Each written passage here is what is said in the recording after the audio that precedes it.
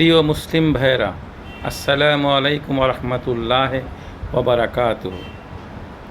Facebook খুললেই আল্লাহকে দেখা নিয়ে টানা হেঁচড়া শুরু হয়ে যায়। আল্লাহ আগুন না আল্লাহ পানি। আসলে অনেকে বলেন মুসা আলাইহিস সালাম আল্লাহকে দেখে নাই। আসলে আমরা কোরআন ঠিক মতন দেখি না। কোরআন ঠিক মতো দেখলে এ কথা বলতাম না। একটু খেয়াল করে শোনেন, আমি সূরার কথা বলতেছি। আমার মহান মুর্শিদ সুফি সম্রাটের শিক্ষা অনুযায়ী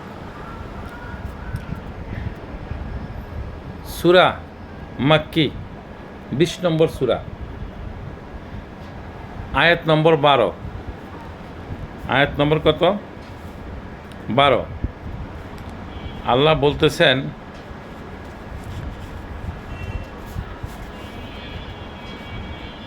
বলতেছেন, ইন্নি আনা রাব্বুকা ফাকলা না লাইকা ইন্নাকা বিল ওয়াদিল মুকাদ্দাসি তুওয়া।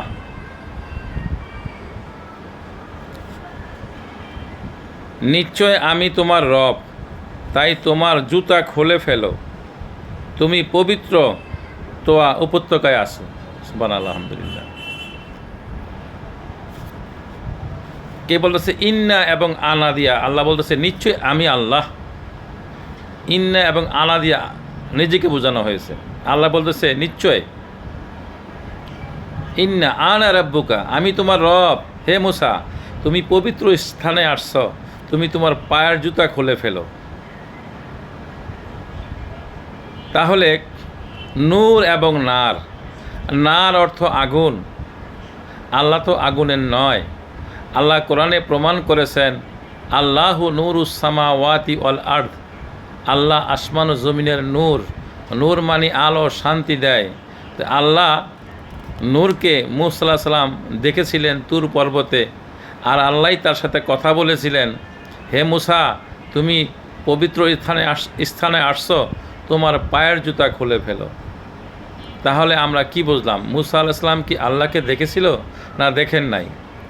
এই 12 নম্বর থেকে আয়াতগুলো পড়বেন, তাহলে অবশ্যই আপনারা বুঝবেন মুসা কি আল্লাহকে দেখেছিল নাকি দেখেন নাই। আমরা মন গড়া কথা বলবো না, কোরআনকে ফলো করব, ভালো করে দেখব। আমার মুসলিম ভাইয়েরা, আসসালামু আলাইকুম রহমতুল্লাহ ওবরাকাতুহু।